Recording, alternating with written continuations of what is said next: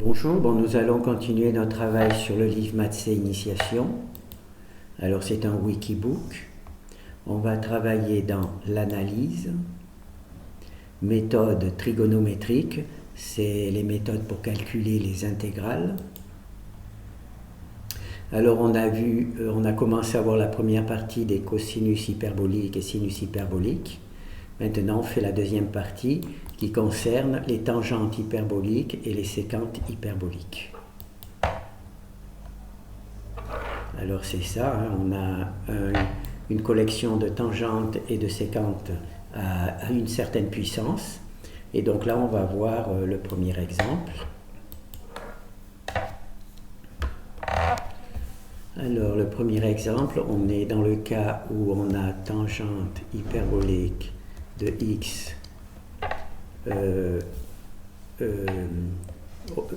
puissance 3, et il faut que la séquente hyperbolique de x soit carrée, donc on va mettre 4 dx.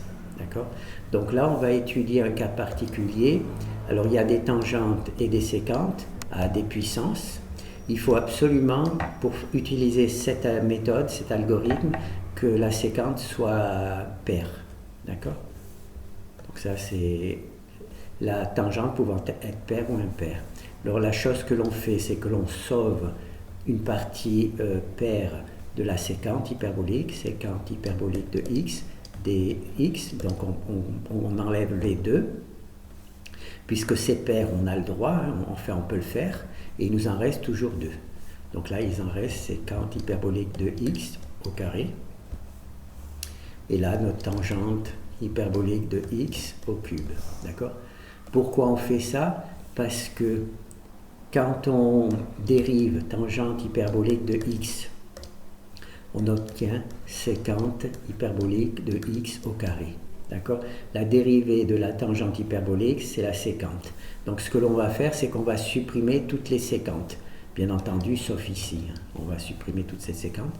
Pour ça, on va utiliser une équation de base, cosinus hyperbolique de x au carré moins sinus hyperbolique de x au carré, c'est égal à 1. Alors là, on va multiplier toute cette égalité par cosinus hyperbolique au carré de x, l'inverse de cosinus hyperbolique au carré de x. Donc là, ça va faire 1. Là, ça va faire sinus sur cosinus, donc ça va faire tangente hyperbolique au carré de x. Et là, ça va nous faire la séquente hyperbolique de x au carré. D'accord ?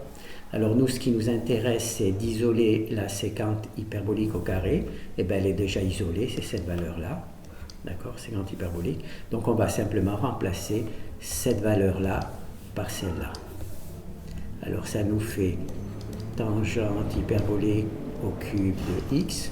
Séquente au carré, ça devient 1 moins tangente hyperbolique au carré de x, d'accord ? Là, la séquente, elle reste, séquente au carré de x dx. Voilà. Donc là, ça fait truc. Bon, là, on va faire, ça fait pas beau, mais en fait, c'est pas grave. Alors là, on a tout notre truc. Donc là, on va simplement faire un changement de variable, d'accord ? Alors, on va poser que u est égal à tangente hyperbolique de x, c'est ici, u égale à tangente hyperbolique de x, et du, c'est donc égal à la séquente au carré de x dx. Voilà, c'était ici, la dérivée de la tangente hyperbolique, c'est la séquente au carré. Voilà. Donc là, on va simplement faire un changement de variable ici.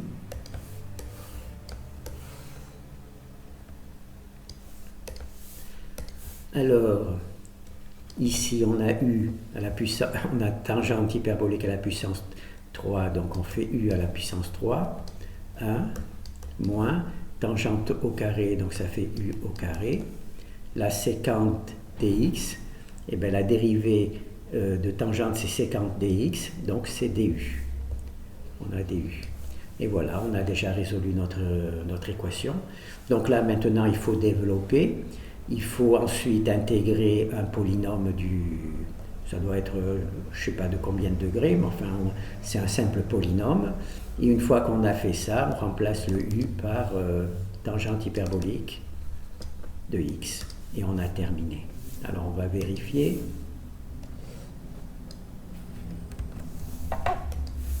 Hop là. Alors il y a u au cube, 1 moins u au carré. Donc c'est bon. Voilà. Donc c'est le cas particulier où on travaille sur des tangentes hyperboliques et des séquentes hyperboliques, tout ça sous forme de puissance. Il faut que la puissance de séquente soit paire. D'accord? Dans ce cas particulier, la séquence est paire. On sauve une portion paire de la séquente, donc le reste, il reste paire aussi. Là, on ne s'en occupe pas du tout, hein, juste la séquente. Et la séquente ici qui est paire, on va la neutraliser grâce à l'équation de base de la trigonométrie hyperbolique qui nous permet de sélectionner ici la séquente au carré et donc d'avoir une version qui dépend de la tangente hyperbolique. Et c'est cette version-là que l'on met ici à la place de celle-ci. Et ensuite, eh bien, on fait un changement de variable, hein, u tangente hyperbolique, du truc. Voilà. Abandonner. Alors maintenant, on va faire la même chose, mais naturellement, ça va être m qui... C'est la tangente hyperbolique qui va être impaire.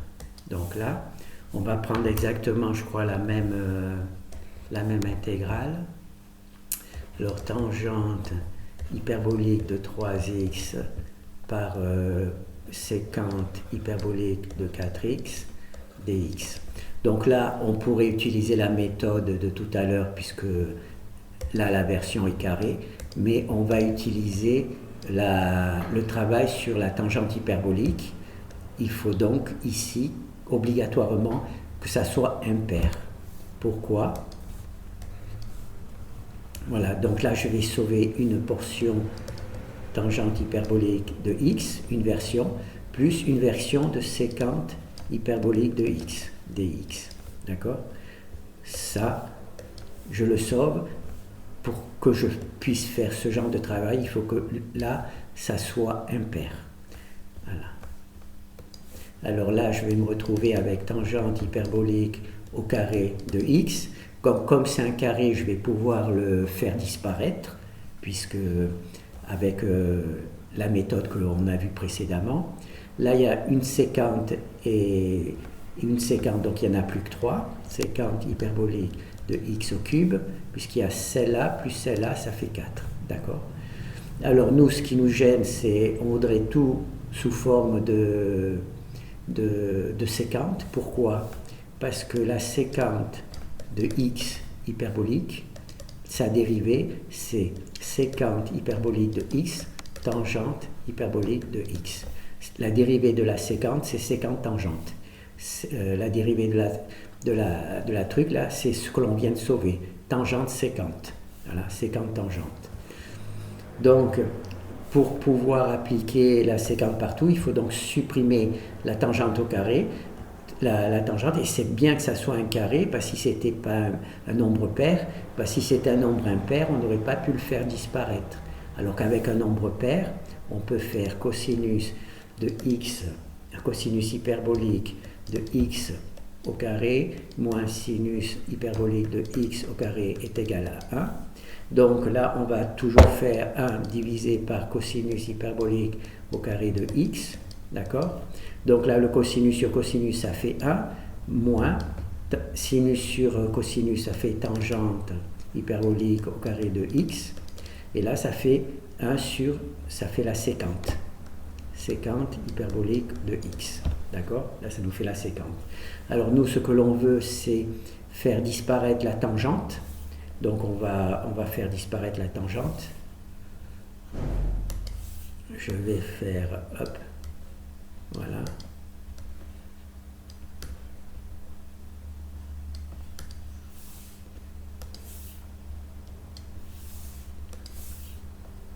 Voilà. Donc là, je vais donc, à partir de cette équation, je vais isoler la tangente. Alors je vais m'y prendre de cette manière. 1. La séquente au carré, ça va faire moins séquente au carré de x. d'accord? Je le fais passer de l'autre côté. Et la tangente qui était négative, je la passe de l'autre côté, donc elle devient positive. Tangente hyperbolique de x. Ça tombe bien puisque j'ai besoin d'une tangente au carré positive. Donc c'est cette valeur-là qui va remplacer celle-là. D'accord? Donc on y va. Alors ça fait 1 moins sécante au carré de x. Ensuite le reste ça ne bouge pas, il n'y a pas de carré, donc ça ne bouge pas. Alors sécante au cube de x et tangente de x, sécante de x dx. Voilà, ça c'est ce que j'avais fait hyperbolique. Donc ça c'est ce que j'avais déjà écrit. Donc maintenant on va simplement faire un changement de variable. On va poser que u c'est égal à sécante hyperbolique de x, c'est-à-dire ici, et du c'est égal à sécante hyperbolique de x tangente hyperbolique de x. Voilà. C'est ici que j'avais informé, voilà, pourquoi j'avais fait ce travail. Donc une fois que j'ai ça, eh bien, je peux faire le changement. Là j'ai la sécante tangente hyperbolique, sécante tangente hyperbolique, et tous les sécantes, il n'y a plus que des sécantes, donc je peux faire le changement de variable.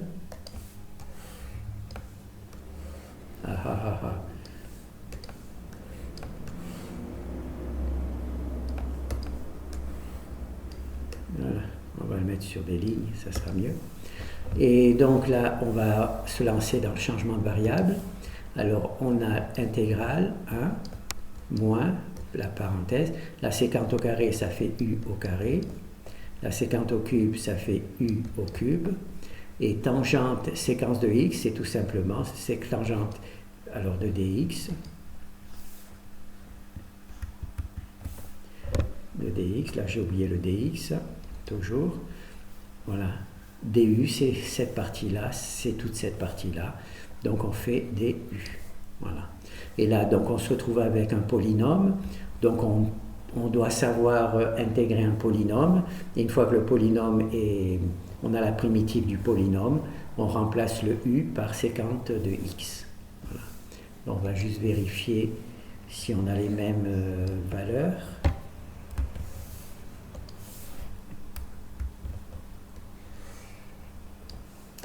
Alors, là, le U, j'ai mis un 3 et j'ai mis un 2, donc je fais la petite correction. Là, c'est un 3, hein. Je l'ai un peu raté. Donc, il y a bien le 3U, le DU, le 1 moins U au carré, moins 3, voilà. Donc là, malheureusement, on voit qu'il faut toujours vérifier parce qu'on fait très facilement des erreurs. Là, le 3, je l'ai transformé en 2 et naturellement, je ne m'en suis pas aperçu. Voilà. Donc là, c'était la première version qu'on avait vue. Il fallait que séquence soit paire et on sauvait séquente au carré dx, vous vous rappelez. Là, on a fait la tangente est impaire et dans ce cas-là, on sauve séquente tangente dx. Voilà, séquente tangente dx. Voilà.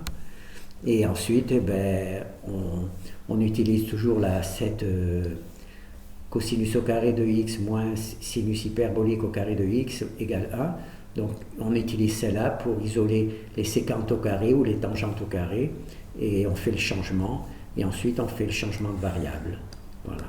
Et on obtient ce polynôme. Alors maintenant c'est la partie la plus complexe.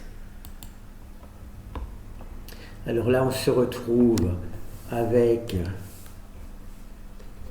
tangente hyperbolique de x au carré paire et séquente hyperbolique de x impaire, donc 3 dx.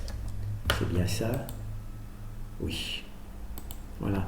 Donc là, on ne peut pas utiliser le fait que la tangente soit impaire et on ne peut pas utiliser le fait que la séquente est paire.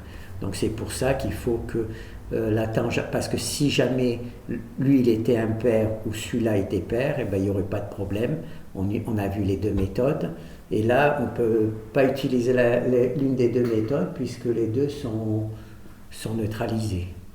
Donc ce que l'on va faire, c'est que l'on va changer la tangente comme là, elle est au carré, on va tout mettre sous forme de séquente. C'est la seule chose que l'on peut faire puisque il faut qu'il y ait un carré pour utiliser sinus hyperbolique de x au carré moins sinus hyperbolique au carré de x égale 1. On ne peut pas travailler sur la séquente puisque là c'est tout des carrés, il faut que ça soit pair. Donc par contre là c'est impair, c'est pair, donc c'est bon. Et si c'était impair, on aurait utilisé la méthode que l'on a vue précédemment, et comme c'est pair, on ne peut pas le faire, donc on va utiliser la méthode qui va tout transformer en forme de séquente. Alors, donc là, il faut un cosinus au carré hyperbolique de x dx, donc on va multiplier par ça pour faire apparaître la tangente hyperbolique. Alors là, ça fait 1 moins tangente hyperbolique au carré de x, et là, c'est la séquente hyperbolique de x au carré, d'accord, en multipliant par moins 1 sur cosinus au carré de x, d'accord. Alors, nous, ce que l'on veut, c'est supprimer, modifier la tangente, remplacer par une valeur équivalente qui est la séquente. Alors, on va faire 1 moins séquente hyperbolique de x au carré. Donc, j'ai passé celui-là de ce côté-là. Et celui-là, je vais le passer de l'autre côté-là. Donc, le moins va devenir plus. Ça va faire tangente hyperbolique au carré de x. Voilà. Et donc là, je vais pouvoir remplacer cette valeur-là par celle-là. D'accord? Alors d'abord, il faut que je remette les choses un peu en ordre. Alors là, on a tangente hyperbolique de x 2. Voilà. Pour que je puisse faire le changement d'équation. Séquente 3x dx. D'accord? Donc maintenant, là, je vais pouvoir le faire. Hein. Alors j'ai 1 sur 1 moins séquente hyperbolique de x au carré. Et encore au carré, là, il y a le carré. Séquente x dx. Voilà. Alors, maintenant, ce que l'on va faire, c'est qu'on va développer tout ça.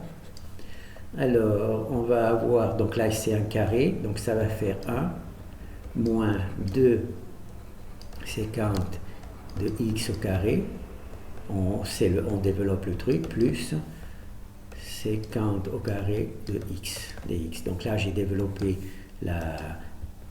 ce produit, et maintenant séquente de 3x dx. Alors maintenant, je vais développer cette partie-là. Alors ça va me faire séquente 3. Hein, séquente 3. Là, il va y avoir moins 2. Alors séquente de 3, ça fait séquente 5. De x 5. Et là, plus. Alors 2 et 3, 5. Alors là, il y a une erreur quelque part. Là, c'est 4. Oui. Le carré de truc, c'est 4. D'accord. Là, j'ai fait un petit oubli.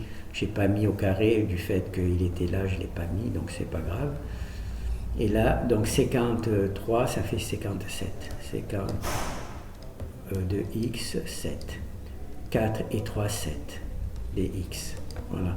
Donc là, on a une collection de séquentes sous forme de puissance. Alors pourquoi est-ce qu'on en arrive là? Parce qu'il existe une méthode qui va permettre de réduire le nombre de séquentes. Alors cette méthode, elle est expliquée ici. Voilà. Vous avez ici une séquente et la méthode, elle est ici. Je ne sais pas si je vais pouvoir la récupérer tout entière.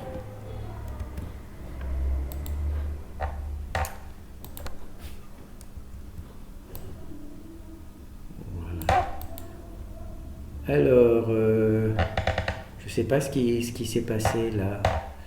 Donc on va essayer de voir si j'arrive à la récupérer. D'accord. Voilà. Et donc, là.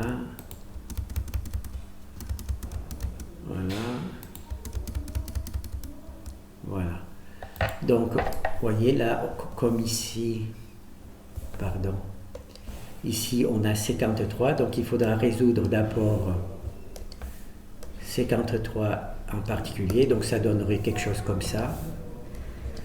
50 hyperbolique de x moins 2 de dx. Moins 2, 50 hyperbolique de 5x dx plus, alors là, intégrale, 50 hyperbolique de 7x dx. Donc on se retrouve avec trois trucs à résoudre, 3 intégrales à résoudre. Alors je vais juste vérifier que l'autre était bonne. Alors x3, x5, x7, 3, 5 et 7, moins 2, oui. Alors 3, 5 et 7 et moins 2, donc c'est bon. Voilà, donc là on va se retrouver avec trois intégrales à résoudre. Et ici, on a une forme qui permet de passer de n à n-2. Ça veut dire que ici, on a par exemple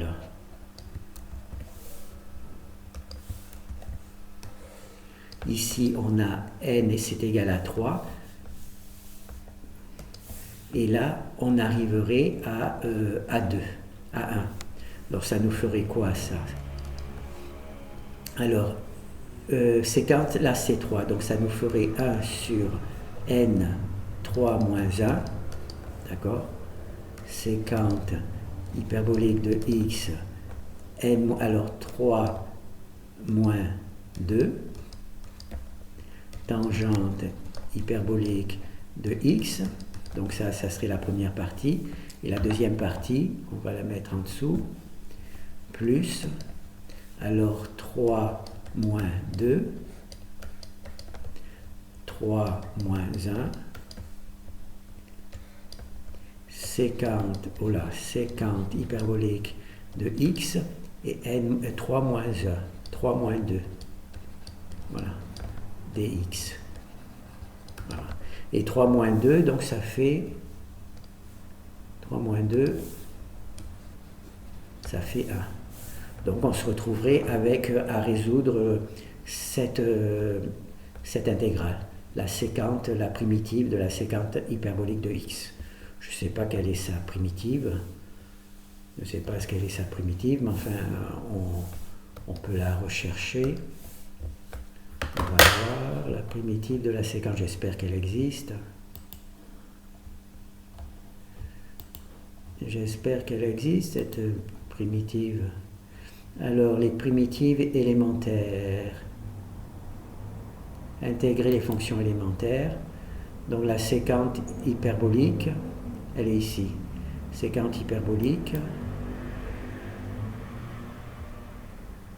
Alors la primitive de la séquente hyperbolique, c'est cette valeur-là. Alors, bon, on va la retrouver ici. Hein. Voilà, la séquente hyperbolique, la primitive de la séquente hyperbolique, c'est celle-ci. C'est artan de sinus hyperbolique. Artan de sinus hyperbolique. Bon, je ne vais pas... truc. Voilà. Donc là, on aurait artan...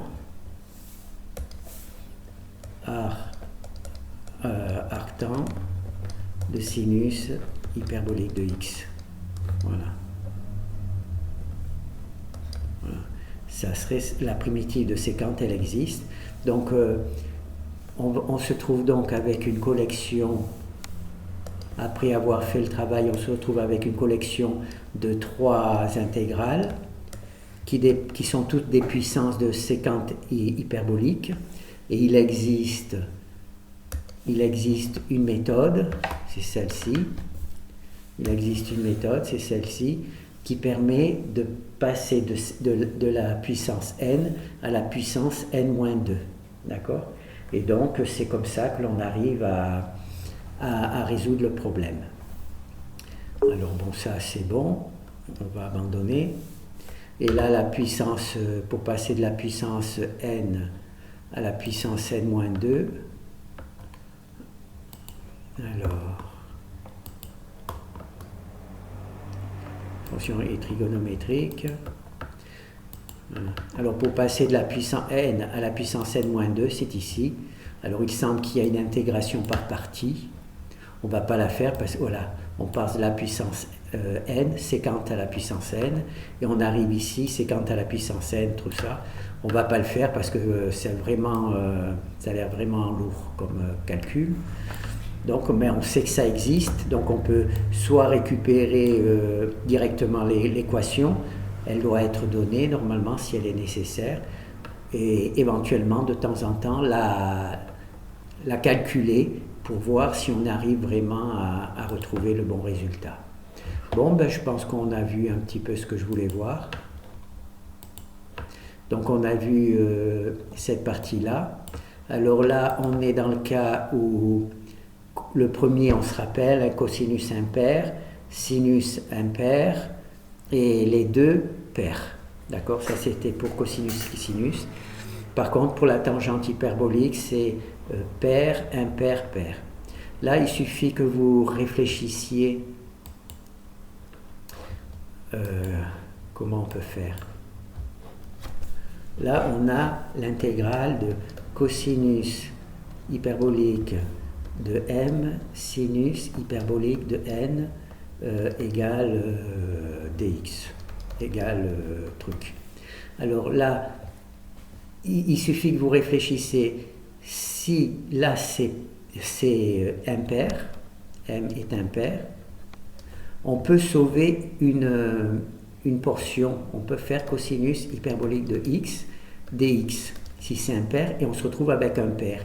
Et ensuite, vous vous rappelez avec la fonction cosinus au carré de x moins sinus au carré de x égale 1, on va se retrouver ici avec un nombre pair, puisque j'ai sauvé une partie là, et donc je vais me retrouver, je vais pouvoir modifier la truc. D'accord? On peut faire la même chose. Si n est impair, d'accord, je peux sauver une version de sinus hyperbolique de x dx, d'accord, et donc là, comme là n était impair, si je fais moins 1, ça devient pair, d'accord, et donc je peux utiliser cosinus hyperbolique de x au carré moins sinus hyperbolique de x au carré pour faire disparaître tous ces sinus hyperboliques et faire un changement d'adresse, de truc. Alors, si l'un des deux est impair, il n'y a pas de problème. Si les deux sont impairs, il n'y a pas de problème. Par contre, si les deux sont pairs, c'est pas possible de résoudre. Donc là, on se retrouve donc avec on va utiliser cosinus hyperbolique de 2x, cosinus hyperbolique. On a des trucs pairs, donc cosinus hyperbolique au carré de x et sinus hyperbolique au carré de x. D'accord? Et là, on va utiliser 1 demi de cosinus hyperbolique de 2x moins e plus 1 et 1 demi de cosinus hyperbolique de 2x moins 1. D'accord? Donc, on va remplacer les cosinus et les sinus par leur équivalent. Et donc là, on va pouvoir ensuite travailler. D'accord, pour essayer de résoudre l'intégrale.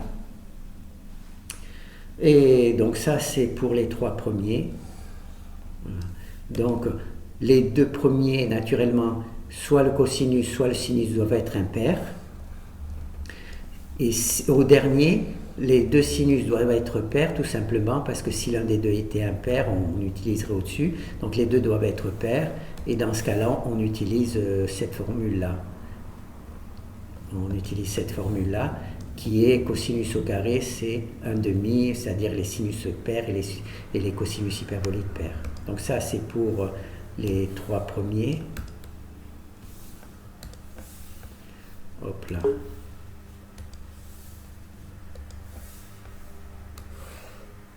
Et là, on se retrouve avec tangente hyperbolique de mx, sécante hyperbolique de x, n dx. Alors là, il faut que n soit pair parce qu'on va utiliser sécante au carré de x dx. D'accord?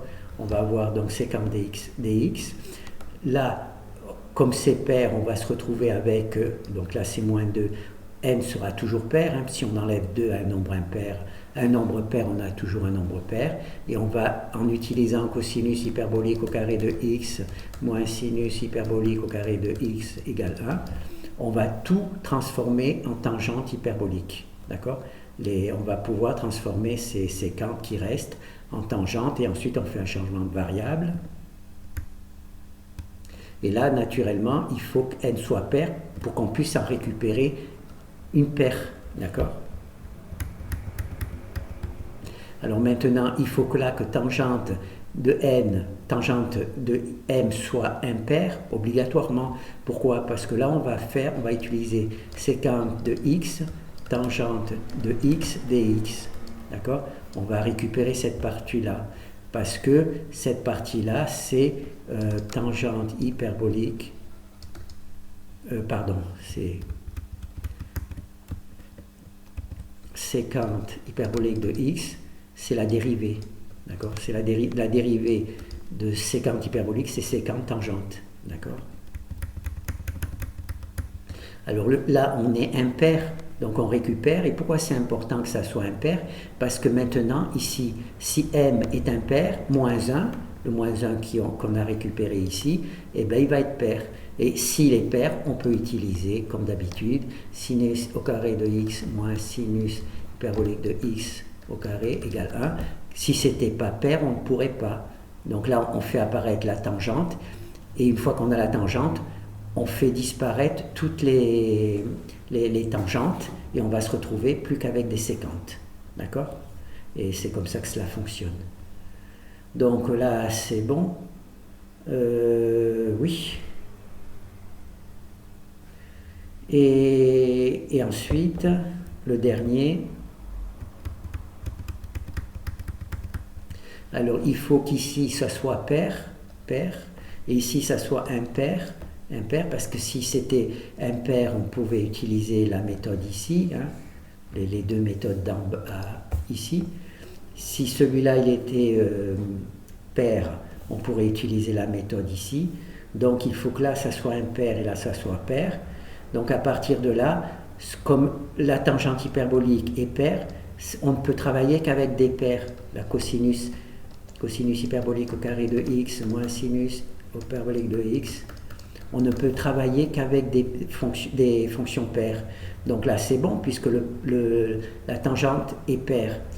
Si elle était impaire, on aurait travaillé ici, avec ça, mais comme c'est pair, on ne peut pas travailler, donc on va utiliser cette version-là pour transformer tout en séquente. On va avoir que des séquentes, et on va se retrouver avec une équation, une intégrale, où il y a plusieurs petites intégrales de séquentes à une puissance mnp, d'accord? Ce qu'on a vu, hein, on va se retrouver avec séquente de x a dx plus séquente, voilà, une intégrale de séquente de x à la puissance b dx, et puis séquente, voilà. Donc là, on va faire le truc là. Donc on devrait pouvoir arriver à se rappeler de tout ça par la réflexion, d'accord? Là, il faut que ça soit impair parce qu'on en sauve un. Là, il faut que ça soit impair parce qu'on sauve là, un cosinus. Là, on sauve un sinus.